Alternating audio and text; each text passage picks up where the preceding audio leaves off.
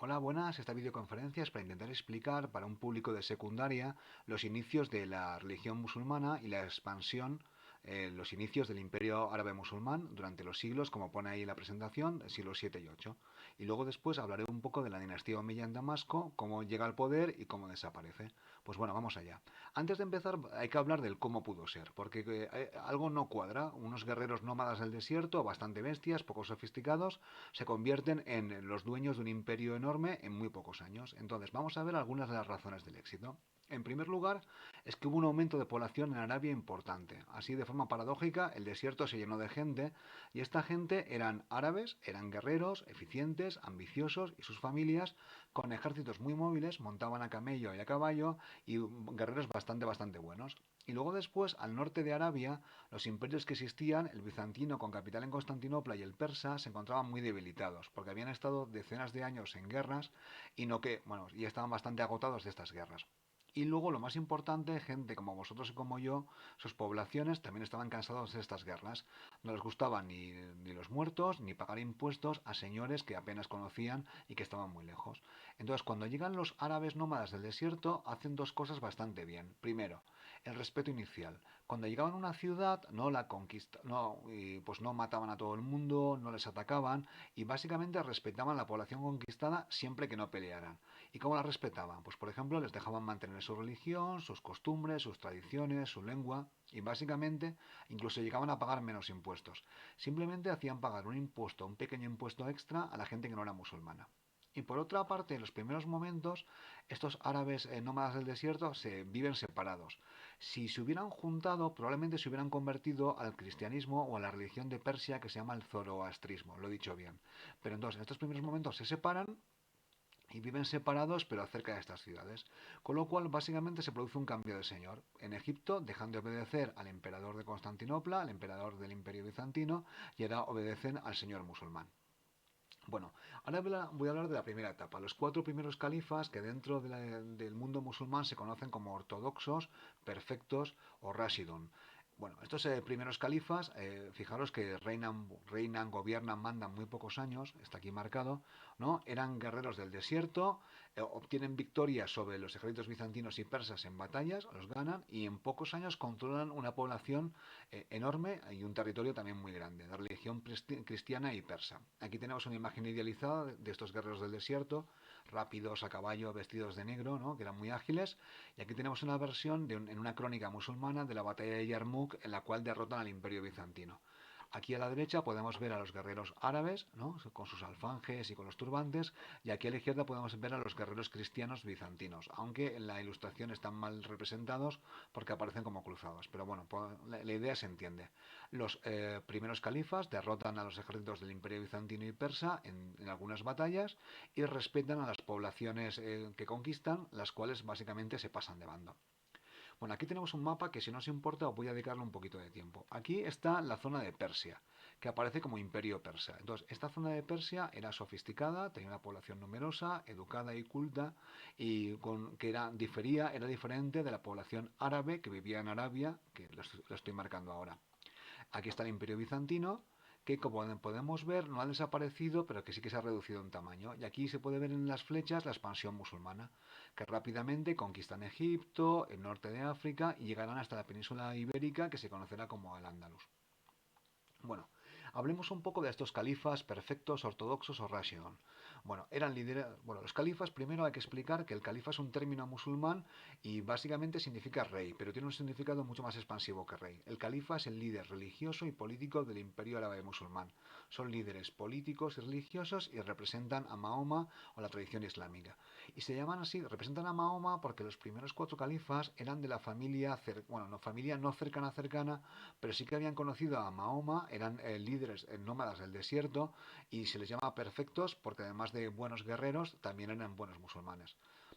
Bueno, estos líderes del principio, estos califas ortodoxos, eran líderes tribales árabes. Eran elegidos, no con urnas, como a lo mejor pensamos hoy en día, sino que les escogían por ser buenos guerreros y eran un poco de jefes reconocidos de sus tribus. Aquí tenemos una de sus primeras conquistas, que es Jerusalén, que es una ciudad santa, como bien sabéis, para cristianos, porque aquí murió Jesús, para musulmanes y para judíos. Esta es la mezquita más importante dentro del marco musulmán de los musulmanes en Jerusalén. O sea, la mezquita de la Roca, la cúpula no es dorada, es de oro macizo, que pagó el rey de Jordania, y es uno de los monumentos de las mezquitas más representativas y más santas de la religión musulmana en Jerusalén. Bueno, estos cuatro califas, como hemos visto, gobiernan pocos años y el último de ellos, que se llama Ali, debería llevar un acento, se lo pongo yo, fue asesinado. Entonces, cuando las tribus del desierto son bastante igualitarias y cuando tenía lugar un asesinato de este tipo, pues entra en lo que se llama una fitna o una guerra civil. Y aquí, a partir de aquí, los musulmanes se dividen en dos tradiciones. La tradición sunita, que son sobre todo árabes, que siguen a los nuevos gobernantes, que es de la familia Omeya, y luego la tradición chiita, que siguen una rama diferente del Islam, que en su mayoría eran persas. Bueno, entonces hemos visto la expansión durante los cuatro califas ortodoxos o perfectos, y ahora aparece la dinastía Omeya. Y esta dinastía Omeya, como bien aparece aquí, estoy marcando, es la que consolida el imperio árabe musulmán. Bueno, antes de empezar, una dinastía es una familia que gobierna durante pues, un determinado número de años y a partir de ahora los califas no vendrán por ser buenos guerreros, sino por ser hijo de o familia de. La dinastía es la familia gobernante, la familia Omeya viene del clan, ¿no? Que es los Umayyad, y se convirtieron en califas. Entonces, esta dinastía fueron bastante, cambiaron el perfil de lo que eran los nómadas árabes y de hecho dejaron de ser nómadas y se convirtieron en sedentarios. De hecho, trasladaron la ciudad capital a Damasco en Siria. Antes la capital se podría decir que estaba en la Meca, aunque los nómadas básicamente iban de un sitio a otro. Ahora está en una ciudad bastante poblada, en Siria, en una ciudad bastante grande. Aquí tenemos una imagen del califato Omeya. Aquí pone Umayyad, que es en inglés, pero bueno, es básicamente califato Omeya, y como podéis ver es enorme. Está pintado de verde, que es el color del Islam, y llegaba desde la India, que está aquí, hasta la península ibérica o al Andalus. Un imperio enorme, y entonces, bueno, aunque básicamente, aunque esté todo pintado, no significa que lo controlaran todo.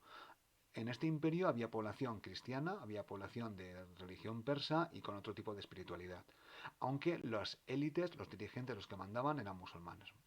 Bueno, voy a hablar del primer califa de la dinastía Omeya. La dinastía Omeya es una familia y tiene muchos miembros y muchos califas. Voy a hablar del primero. El primero fue un poco el más espabilado, el más ágil, era una persona muy capaz y es el que crea la dinastía. Un hombre muy capaz, un buen líder, comprendió que los musulmanes necesitaban un gobierno y es el que tomó la decisión de asentar la capital en Damasco. Se apoyó en su familia. Esto es muy importante porque la familia Omeya seguía siendo un clan del desierto. Era una familia muy amplia y Muawiyah utiliza a sus familiares, hermanos, sobrinos, a su familia para, pues, como gobernadores, como gente que le ayudaba. Muawiyah tuvo bastante tacto con cristianos y persas porque los necesitaba. Sabían leer y escribir, estaban educados y los utilizaba como sirvientes o como criados fieles. Básicamente él promovía que se convirtieran al Islam, pero si no se convertían no pasaba absolutamente nada. Y luego, por otra parte, también tenía su lado oscuro porque podía ser cruel y brutal contra la gente que le contradecía o que le plantaba cara. Bueno, básicamente Muawiyah es la persona que consolida las conquistas de los cuatro primeros califas. Aquí tenemos una imagen de un poco el cambio. Si durante los cuatro califas perfectos eran todavía gente del desierto, aquí tenemos una imagen idealizada, pues son nómadas, pues viviendo al aire libre de un sitio a otro. A partir de ahora se trasladan a Damasco, crean una corte, un palacio y comienzan a gobernar un reino como los que habían conquistado. Se pasa de líderes elegidos, como los líderes del desierto, a los cuatro primeros califas, un poco bastante democrático, bueno, parecido, a ser líderes heredados. A partir de ahora los califas gobiernan porque son hijos de.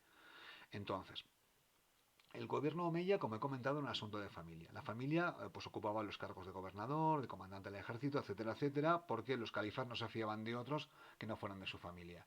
Luego después había una división de tareas. Los árabes de Arabia, pues continuaban siendo las personas más importantes. Tenían los puestos más importantes, formaban parte del ejército.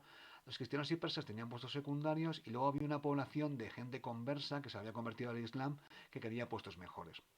Y luego después la familia Omeya también genera un reino tradicional con una gran corte en Damasco y una gran mezquita en Damasco. Veremos ahora alguna imagen. Esta es la mezquita que se construye sobre un antiguo templo cristiano que a su vez estaba construido sobre un antiguo templo romano. Es la primera gran mezquita musulmana y muchas mezquitas de todo el mundo siguen su patrón. Aquí está el patio con la fuente para hacer las abluciones o el lavatorio ritual, la pared que mira a la Meca, etcétera, etcétera. Aquí tenemos una imagen de la mezquita. Aquí es la zona que mira la Meca. La voy a marcar con una flecha, ¿no? Con alfombras. Esto es una imagen actual, obviamente. Aquí tenemos un palacio de los omeyas en el desierto. Obviamente, llamarle esto palacio hoy en día nos parece un poco extraño, pero bueno, se puede hablar que los omeyas construyeron todo tipo de palacios y construcciones, y aquí se han conservado pinturas bastante importantes. Bueno, y los omeyas gobiernan durante unos años, pero su posición no era tan grande como parecía en el mapa. El imperio era muy grande, pero muy débil al mismo tiempo. ¿Y por qué era débil? Porque mucha gente, como pone aquí, no le gustaba el gobierno exclusivamente árabe. ¿Os acordáis que los puestos importantes los tenían árabes del desierto? Entonces mucha gente, por ejemplo los persas, pues no les gustaba. Y también querían acceder a puestos de responsabilidad. Luego, las personas que se habían convertido al Islam, que llaman conversos o muladíes, querían participar en el gobierno en plena de igualdad. Y otros eran musulmanes muy rigoristas o muy estrictos y consideraban que los omeyas se habían corrompido, bebían vino, cometían pecados y sobre todo hacían caso a cristianos y a no musulmanes. Bueno, hubo varias rebeliones y en la 750, importante, hubo una que tuvo éxito y esta rebelión consiguió exterminar, ejecutar a toda la familia. Solamente uno de ellos, Abderramán, consiguió escapar y escapó al Andalus, donde crearía una dinastía omeya en al Andalus, en la península ibérica. Pero es una historia que se contará en otra ocasión. Bueno, espero que se haya entendido y con esto acaba el vídeo.